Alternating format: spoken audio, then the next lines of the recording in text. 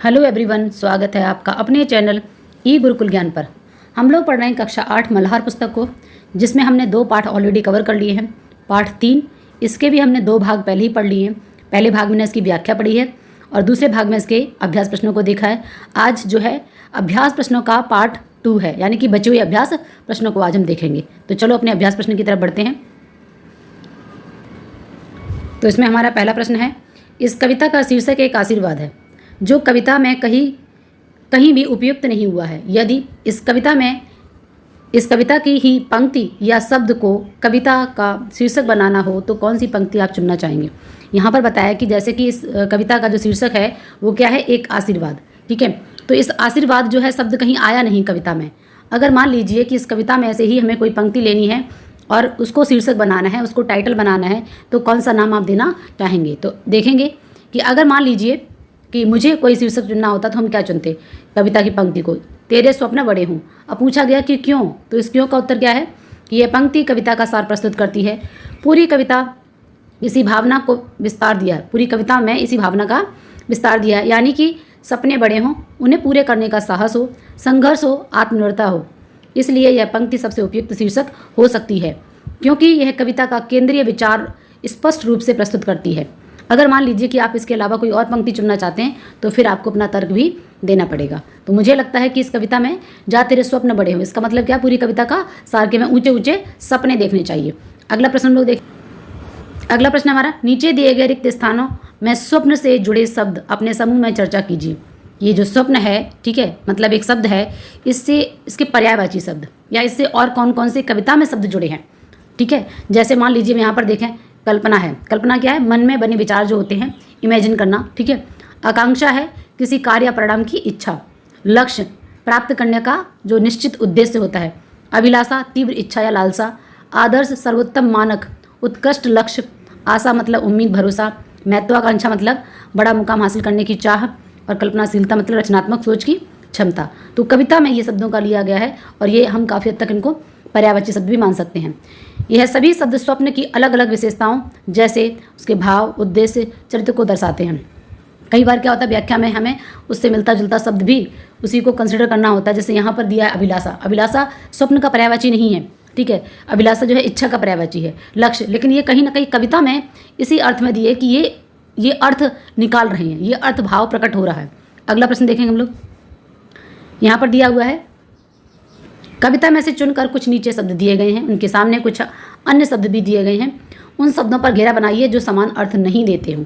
तो यहाँ पर क्या बताया गया, जो समान अर्थ ना दें ऐसे शब्दों को चुनना है। मतलब कुछ पर्यायवाची शब्द हैं और कुछ अलग हैं। तो जैसे एग्जाम्पल के तौर पर पृथ्वी को दिया है, तो पृथ्वी का धरा होता है, वसुधा होता है और अवनी होता है। ठीक है, धरती होता है, पृथ्वी होता है, ये सारे शब्द धरती का पर्यायवाची। लेकिन सुता नहीं है। सुता किसका पर्यायवाची है, लड़की का है, पुत्री का है। पुत्र का सुत और पुत्री का सुता। अगला दिया है चांद। तो मधुकर जो है वो मधु को यानी कि रसपान करने वाला, यानी कि भौरे का है। शशि, ठीक है, शशि मतलब किसका होता है, चांद का ही होता है। निशाकर रात को, ठीक है, रात करने वाला कौन होता है, चांद। और मयंक भी चंद्रमा का पर्यायवाची है। इसी प्रकार से देखेंगे हम तारा। तारे जो है नक्षत्र भी सही है। सोम जो है अमृत का पर्यायवाची है। ठीक है, तारक भी तारे का है और उडगन, उडगन भी किसका है, तारे का। इसी प्रकार हम रोशनी का देखें तो प्रकाश भी है, उजाला भी होता है, आलोक भी होता है। आलोक मीन्स भी प्रकाश होता है। लेकिन लालिमा जो है भाववाचक संज्ञा है, किसी लाल शब्द की जो एक लालत्व को मतलब प्रदर्शित करती है, इसलिए ये यहाँ पर रोशनी का पर्यायवाची नहीं है।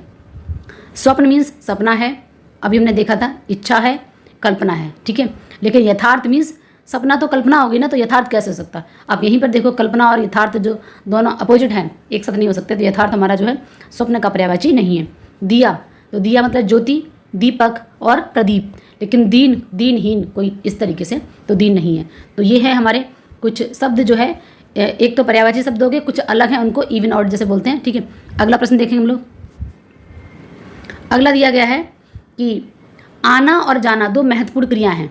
कक्षा में 2 समूह बनाइए, एक समूह का नाम आना और दूसरे समूह का नाम जाना।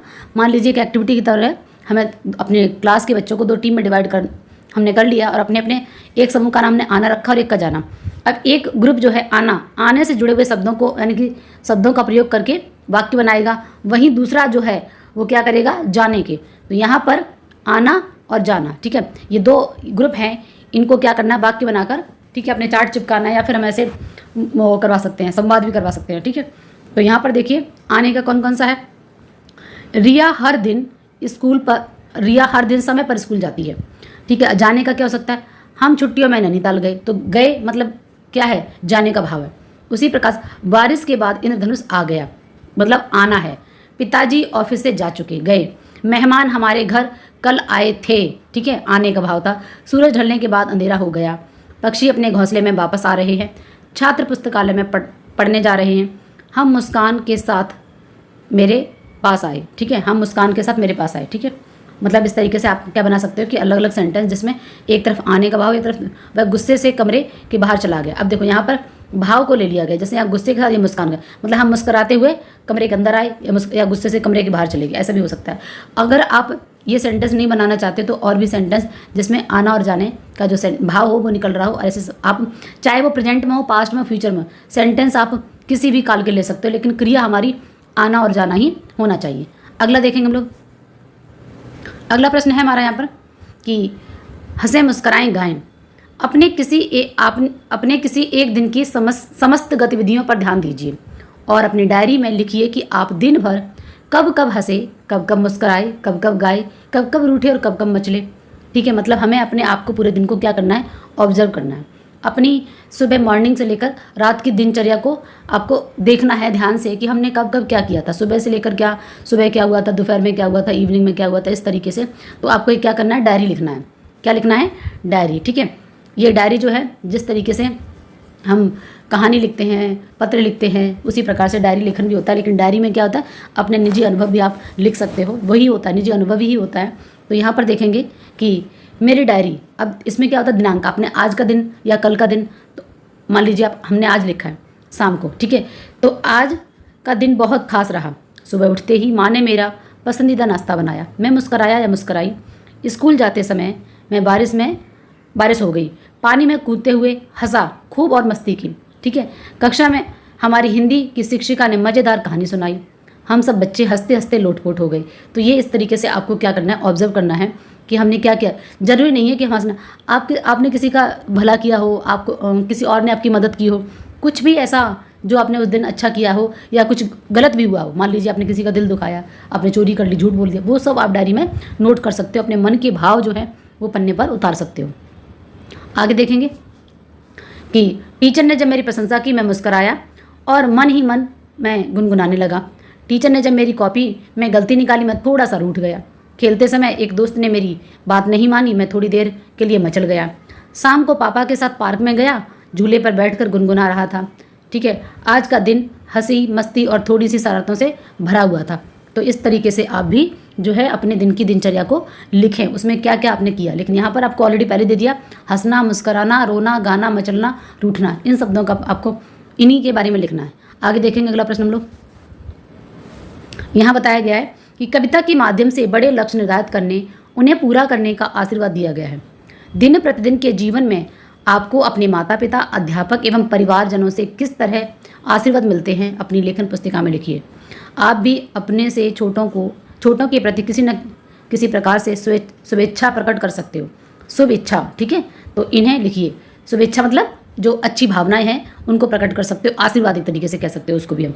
तो यहाँ पर देखेंगे कि मैं हर दिन मैं अपने माता पिता का आशीर्वाद लेकर घर से बाहर निकलता हूँ। जैसे हमारे भारतीय संस्कृति में बच्चे जो अपने माता पिता के सुबह उठकर पहले पृथ्वी को प्रणाम करते हैं, फिर माता पिता को प्रणाम करते हैं।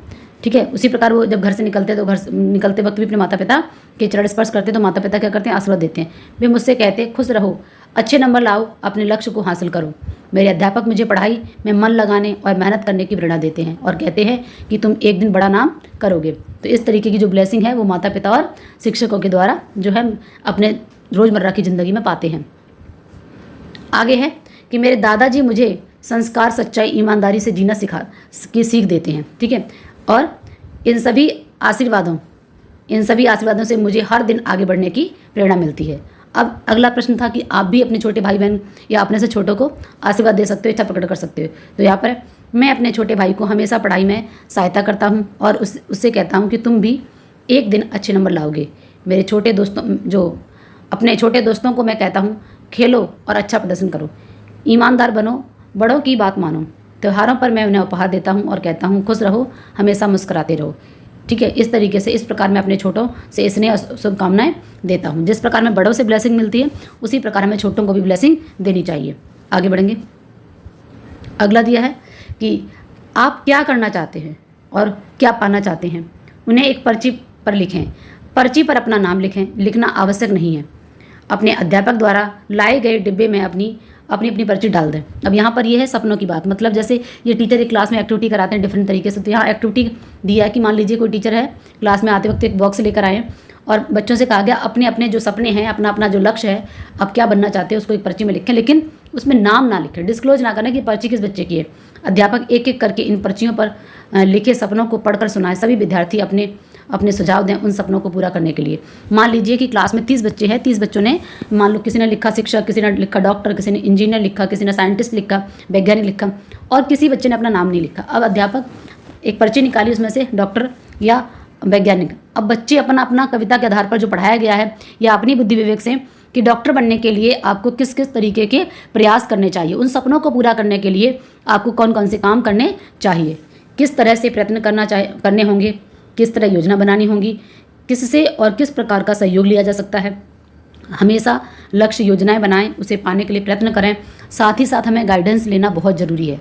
जो उस फील्ड में महानतम लोग हैं, मान लीजिए डॉक्टर हैं या इंजीनियर हैं या साइंटिस्ट हैं, तो हमें उन लोगों के बारे में जानना चाहिए कि उन्होंने कौन कौन सी डिफ़िकल्टी को फेस किया था, किस किस तरीके से काम, तो हमारे रास्ते आसान हो जाते हैं। लक्ष्य प्राप्ति में संभावित चुनौतियाँ कौन कौन सी हो सकती हैं।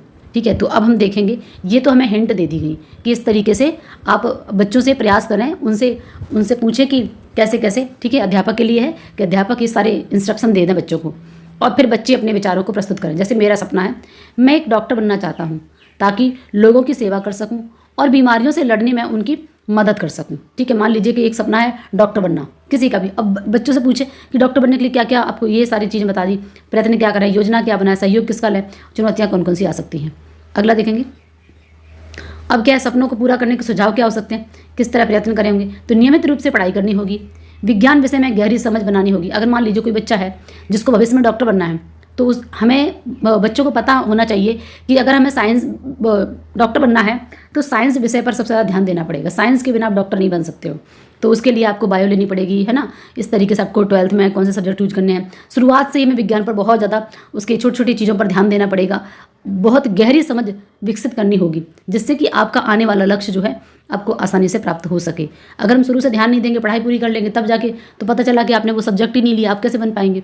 तो शुरू से ही हमें अपने सपनों के लिए सजग होना चाहिए और उससे जुड़ी हुई जो बातें हैं उन्हें भी हमें जानना चाहिए। ठीक है, बोर्ड परीक्षा में कैसे अंक लेकर आएँ। अगला है कि किस तरह योजना बनाएं। अब समय सारणी बनाकर प्रतिदिन पढ़ाई करनी चाहिए। लक्ष्य के अनुसार महीने में विभाजित कर दें और हर विषय को समय दें। अब ऐसा नहीं है कि मैं डॉक्टर बनना है तो बाकी सब्जेक्ट ना पढ़ें, बाकी सब्जेक्ट भी पढ़ें, लेकिन उसमें थोड़ा स्पेशल आप अलग से टाइम निकालें, उस पर थोड़ा ज़्यादा ध्यान दें शुरुआती दौर में। फिर जैसे जैसे आपकी क्लास बढ़ती जाएगी उस हिसाब से आपको वैसे ही ऑटोमेटिकली वही सब्जेक्ट चूज करने होंगे। तो यहाँ पर क्या है कि आपको पहले साल में डिवाइड करना है, महीनों में डिवाइड करो, फिर सप्ताह में डिवाइड करो और फिर उस लक्ष्य को पाने की कोशिश करो। वीकली अपना उसमें देखें कि हमने जो लक्ष्य सोचा था, जो योजना बनाई थी, क्या वो सफल हुई कि नहीं हुई, और इस तरीके से आप अपने लक्ष्य तक पहुंच सकते हैं। आगे देखेंगे किससे और किस प्रकार का सहयोग लिया जा सकता है। माता पिता का लें, अध्यापकों से मार्गदर्शन लें, कोचिंग या ऑनलाइन संसाधनों से मदद ले सकते हैं।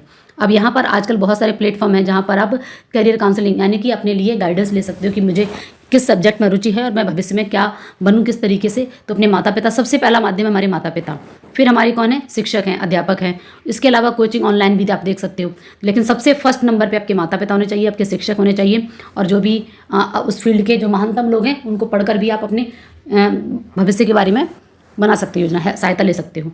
लक्ष्य प्राप्ति में संभावित चुनौतियाँ। अब जब आप डॉक्टर, इंजीनियर, साइंटिस्ट जो भी बनना चाहते हो उस समय कौन कौन सी कठिनाइयों का सामना, तो हमें ये कैसे पता चलेगा कि उस फील्ड में जो महानतम लोग हैं, जो अच्छे वैज्ञानिक, अच्छे डॉक्टर हैं, उन्होंने सफलता कैसे हासिल की। क्या उनको सफलता हासिल करते वक्त कठिनाई नहीं हुई, हर किसी को होती है, तो वो हमें समझना होगा, उनसे बातचीत करनी होगी, उनके लिखी हुई पुस्तकें, उनकी बायोग्राफी, ऑटोबायोग्राफी पढ़कर भी आप समझ सकते हो। जैसे विषय को समझना, समय की कमी, प्रतियोगिता का स्तर, मानसिक दबाव, ये सब चुनौतियाँ आ सकती हैं, लेकिन आत्मविश्वास, निरंतर प्रयास से इन सब पर विजय प्राप्त की जा सकती है। अगला प्रश्न देखें हम लोग। अगला प्रश्न है, अपने माता पिता, अभिभावक आपकी आवश्यकताओं और इच्छाओं को जानते समझते हैं, वे उन्हें पूरा करने के लिए यथासंभव प्रयत्न करते हैं अपने माता पिता या अभिभावकों से उनके द्वारा देखे गए रास्ते और इच्छाओं के बारे में पूछिए कि वे क्या क्या करना चाहते थे या चाहते हैं। फिर दी गई तालिका में उन सपनों को लिखिए और आप इस तालिका को और बड़ा कर सकते हो। ठीक है, यहाँ पर दिया हुआ है कि मान लीजिए आप अपने से बड़ों से बात करें, अपने माता पिता, शिक्षक या उनसे, कि भविष्य में वो क्या बनना चाहते थे। ठीक है, उन्होंने कौन कौन से प्रयास किए और उनकी आप अपनी डायरी में एक सूची बना लें। ठीक है, जैसे यहाँ पर क्या क्या दिया है, जैसे अपने घर के सदस्यों को, जैसे आपके माता के बारे में, पिता के बारे में, दादाजी दादी।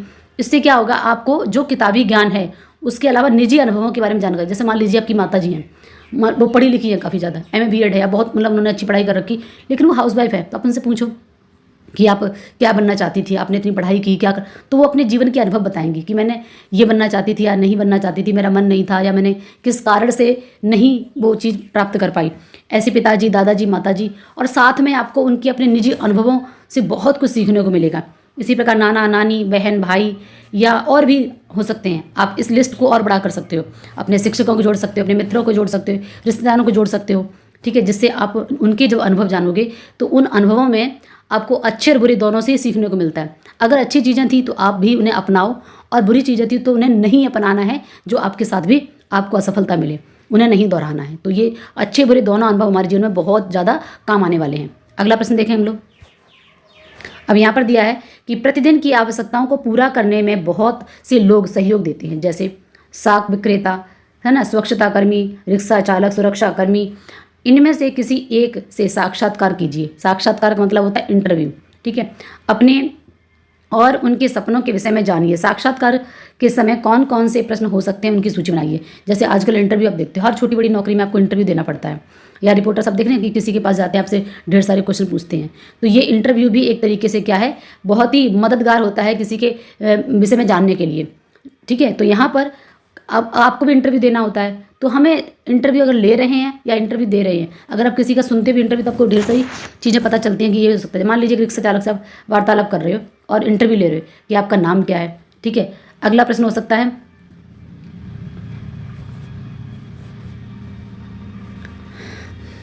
आपका नाम क्या है, आप यह कार्य कितने वर्षों से कर रहे हैं, आपने यह काम क्यों चुना है, क्या यह काम करने में कोई कठिनाई आती है, आप दिन में कितने घंटे काम करते हैं, आपकी सबसे बड़ी इच्छा या सपना क्या था। तो ये चीज़ें क्या हैं, ऐसे प्रश्नों से वो आपको बताएंगे, तो आप बहुत कुछ सीख पाओगे। साथ ही आप साक्षात्कार में आपसे भी ऐसे प्रश्न, आपका नाम क्या है, आप कितने पढ़े हैं, आप कहाँ तक, मतलब इस तरीके की चीज़ें आपसे भी पूछी जा सकती हैं। या हमें एक साक्षात्कार लेना है, मतलब इंटरव्यू लेना है, तो आपको ऐसे प्रश्न बना के एक एक्टिविटी है वो करनी है। ठीक है, आगे बढ़ेंगे। क्या आप चाहते हैं, अगला है, क्या आप चाहते हैं कि आपके बच्चे भी यही काम करें, क्या आप अपने सपने को पूरा करने के लिए प्रयास करते रहे हैं, क्या किसी ने आपकी मदद की या कर रहा है, अगर आपको कोई और अवसर मिले तो आप क्या करना चाहेंगे। इस तरीके से जो है प्रश्न बनाने हैं, और प्रश्न से आपको उनके फिर उत्तर आपको मिलेंगे। ठीक है, अगला प्रश्न देखें हम लोग। अगला है, आपने पढ़ा कि एक आशीर्वाद कविता में सपनों के बड़े होने की बात कही गई है। अब आप पढ़िए और सुप्रसिद्ध वैज्ञानिक भारत के पूर्व राष्ट्रपति APJ अब्दुल कलाम का एक प्रेरक उद्बोधन, जिनमें वे न केवल अपने सपनों की बात कर रहे हैं बल्कि सपनों को पूरा करने की योजना और प्रक्रिया के विषय में भी बताते हैं। बहुत ही अच्छा उनका एक ये नोट है, किनका, APJ अब्दुल कलाम का, इनके बारे में, जो भारत के राष्ट्रपति और वैज्ञानिक हैं। ठीक है, मिसाइल मैन के नाम से जाने जाते हैं। यहाँ पर युवाओं को प्रेरित करने के लिए बोला गया है कि आज संभावनाओं बहुत ज़्यादा है, असीमित साधन है, समय उतना ही है, तो हम क्या करें, कैसे करें अपने सपनों को पूरा। उसके लिए समय तो हम नहीं बढ़ा सकते। ठीक है, हम चाहते हैं समय बढ़ जाए, लेकिन नहीं, हम साथ में दूसरा पहलू क्या बता रहे हैं कि अपने काम करने के जो तरीके हैं उनमें जो है वो लेकर आएँ, उनको बढ़ाएं, उनके मान को बढ़ाएं, उसका मान बढ़ा दें, मतलब क्वालिटी बढ़ा दें। आप 4 घंटे पढ़ाई करते हो, 2 घंटे पढ़ाई करते हो, तो 4 घंटे अगर आप फोकस नहीं करते तो बेकार है पढ़ना। 2 घंटे आप क्वालिटी पढ़ाई करते हो, वो ज़्यादा बेहतर है। तो यहाँ पर हमें क्वालिटी की स्किल जो है हमें वो डेवलप करने की बात कही गई है। ठीक है, आगे देखेंगे हम लोग। अब यहाँ पर जो दिया गया कि डॉक्टर APJ अब्दुल कलाम का यह प्रेरक उद्बोधन हमें यह सिखाता है कि सपने केवल सोते समय देखी जाने वाली चीज़ नहीं है, बल्कि वे होते हैं जो हमें जगाए रखते हैं। उन्होंने यह स्पष्ट किया है, सपने देखना जरूरी है, क्योंकि बिना सपनों के कोई महान कार्य नहीं किया जा सकता। सपनों को पूरा करने के लिए मेहनत, लगन और योजना की आवश्यकता है। मेहनत चाहिए, लगन चाहिए, योजना बनाना जरूरी है और सपने देखना भी जरूरी है। ठीक है, सपने देखें, फिर उनको पूरा करने के लिए मेहनत करें, लगन होनी चाहिए, योजना जरूर बनाएं। आगे देखेंगे और क्या बताया गया कि केवल सपने देखने से कुछ नहीं होता, उसे लगातार उस पर कार्य करना होता है, असफलताओं से सीखना होता है। युवाओं को अपने लक्ष्य तय करने चाहिए, उन्हें हासिल करने के लिए ईमानदारी और आत्मविश्वास के साथ मेहनत करनी होगी। ये विचार हम सबको प्रेरित करते हैं कि हम अपने जीवन में ऊंचे लक्ष्य तय करें और उन्हें पाने का पूरा पूरा प्रयास करें। आगे देखेंगे। अब बताया गया है कि आपने एक आशीर्वाद कविता पढ़ी और डॉक्टर एपीजे अब्दुल कलाम का एक उपयुक्त उद्बोधन भी पढ़ा है। अब आप इन दोनों पर कक्षा में अपने साथियों के साथ चर्चा करें कि दोनों में आपको क्या अंतर लगा। तो जैसे हमने पढ़ा था कि एक आशीर्वाद कविता से सीख क्या मिली, कविता के माध्यम से बड़े लक्ष्य निर्धारित करने और उन्हें पूरा करने का जो आशीर्वाद दिया गया है, यह कविता में अच्छे कर्म, सकारात्मक सोच और शुभ आशीर्वाद प्राप्त करने की प्रेरणा दी गई। अब्दुल कलाम के द्वारा जो दिया, कलाम साहब ने मेहनत, अनुशासन, शिक्षा, सपनों को साकार करने के महत्व पर जोर दिया है। उन्होंने युवाओं को अपने देश के विकास में योगदान देने के लिए प्रेरित किया है। संदेश अगर हम देखें दोनों में क्या है, दोनों ही रचनाएं मेहनत, नैतिक मूल्य, समाज, देश के प्रति जिम्मेदारी निभाने का संकेत देती हैं। तो दोनों में बहुत ज़्यादा सिमिलरिटी है कि लक्ष्य ऊंचे हों और उनके पाने के लिए मेहनत, लगन, अनुशासन होना जरूरी है, सकारात्मक सोच होने की आवश्यकता है। आगे देखेंगे। अब यहाँ पर दिया है कि कला, विज्ञान, राजनीति, खेलकूद, मनोरंजन आदि क्षेत्रों में ख्याति प्राप्त वाले व्यक्तियों ने अपने अपने सपनों को पूरा करने के लिए संघर्ष यात्रा के बारे में लिखा है। उन्होंने अपने सपनों को साकार करने के लिए किस तरह योजना बनाई, क्या क्या संघर्ष किए पुस्तकालय अथवा इंटरनेट से। अब ऐसे आपको बताया गया है कि कला के फील्ड में, विज्ञान के फील्ड में, राजनीति, खेलकूद, मनोरंजन आदि क्षेत्रों में जिन लोगों ने बहुत ज़्यादा ख्याति, मतलब जो फेमस पर्सन हैं, ठीक है, जैसे अगर हम बात करें कि एपीजे अब्दुल कलाम की, या फिर आप देखेंगे कि हॉकी के जो जादूगर हैं मेजर ध्यानचंद, ऐसे लोगों के हमें नाम ढूंढने हैं इंटरनेट की हेल्प से कि उन्होंने कैसे अपने जीवन में इतना बड़ा नाम, इतने देश का नाम रोशन किया, कैसे, वो हमें जानकारी एकत्र करनी है। तो अगर हम देखें डॉक्टर एपीजे अब्दुल कलाम, इनका सपना था भारत को एक विकसित राष्ट्र बनाने का। संघर्ष, गरीब परिवार से आने के बावजूद कठिन परिश्रम किया, पढ़ाई के लिए समाचार पत्र बांटे, मतलब ये जीवन के संघर्ष थे, बहुत ही गरीब परिवार से थे। फिर भारत के राष्ट्रपति, वैज्ञानिक, है ना, तमाम तरीके की उपलब्धियाँ, उन्होंने भारत का नाम बहुत ऊंचा किया। योजना क्या है, एरोस्पेस इंजीनियरिंग में शिक्षा प्राप्त की, वैज्ञानिक के रूप में देश की सेवा की। तो इस तरीके से हम महानतम लोगों के बारे में जानकारी एकत्र करें। अगला है मैरी कॉम, खेलकूद में इनका सपना था विश्व स्तरीय मुक्केबाज बनना। ठीक है, संघर्ष, ग्रामीण पृष्ठभूमि से आने के कारण संसाधनों की कमी रही, लेकिन लगातार अभ्यास और दृढ़ निश्चय से सफलता पाई। योजना क्या है, कठोर प्रशिक्षण प्रतियोगिता में भाग लेकर अनुभव अर्जित करना। इसी प्रकार से बताया गया लता मंगेशकर के बारे में। तो लता मंगेशकर जो कि एक कला संगीत में है, सपना बेहतरीन गायिका बनना। संघर्ष जो है, कम उम्र में पिता का निधन हो गया, आर्थिक कठिनाइयों का सामना करना पड़ा। योजना, संगीत साधना, मेहनत, ठीक है, मेहनत से प्लेबैक सिंगर में पहचान बनाई, फिर धीरे धीरे किस तरीके से उन्होंने अपना जो है भारत में नाम रोशन किया। तो ये चीज़ें हैं, हमें जीवन में आगे बढ़ने की प्रेरणा देती हैं। बहुत ही अच्छी कविता थी, इसका भावार्थ बहुत अच्छा था, इसके जो अभ्यास प्रश्न थे वो भी हमें बहुत अच्छी सीख देते हैं। तो बने रहिए। अगर आपको मेरी पढ़ाई वीडियो अच्छी लग रही है तो प्लीज़ मेरे चैनल को सब्सक्राइब कर लें, वीडियो को लाइक कर दें और आगे बढ़ते रहें। मिलते हैं अगले वीडियो में। धन्यवाद।